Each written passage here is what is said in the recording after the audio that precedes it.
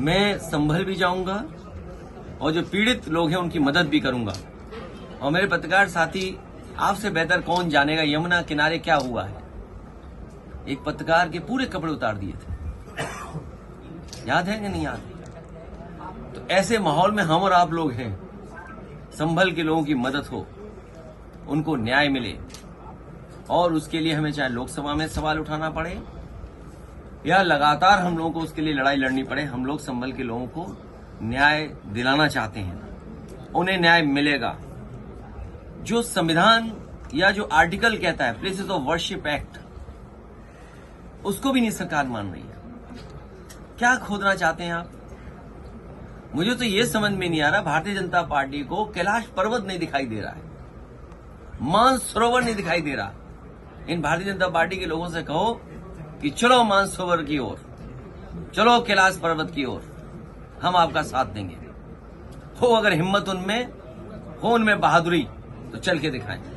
ये कमजोर पे अन्याय कर सकते हैं, ताकतवर के ये पैर छूते हैं, ताकतवर के आगे सामने झुक जाते हैं। अभी लोकसभा में विदेश मंत्री ने जो स्टेटमेंट दिया था चीन को लेकर के, सबसे पहले मैं खड़ा हुआ, कहा कि रिजांगला जो मेमोरियल है उसके बारे में क्या कहना चाहते हो आप? सरकार रिजांगला मेमोरियल के बारे में नहीं कह पा रही। मैं आपसे कहता हूं, ये जितने भारतीय जनता पार्टी के नकली देशभक्त घूम रहे हैं, उनसे पूछिए, चीन की सीमा पर रिजांगला जो मेमोरियल बना था, चीन की फौज ने आकर के तोड़ दिया।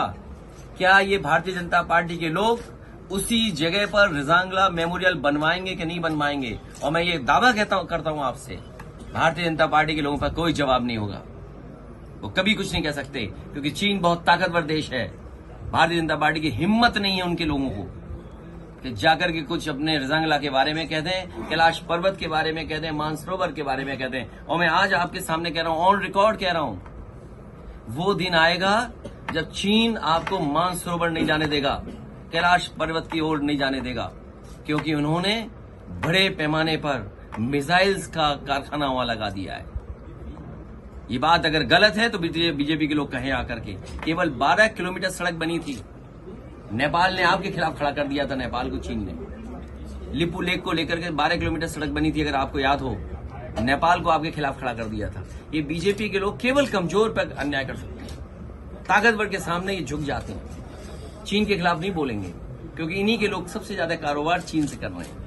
तो ये सवाल बड़े हैं जिसका जवाब बीजेपी के पास नहीं है, बीजेपी के पास जवाब नहीं दे सकते हैं। और मैं तो कहूंगा पत्रकार साथियों, आप भी चलना कैलाश पर्वत की तरफ, मानसरोवर की तरफ, हम सब लोग चलेंगे।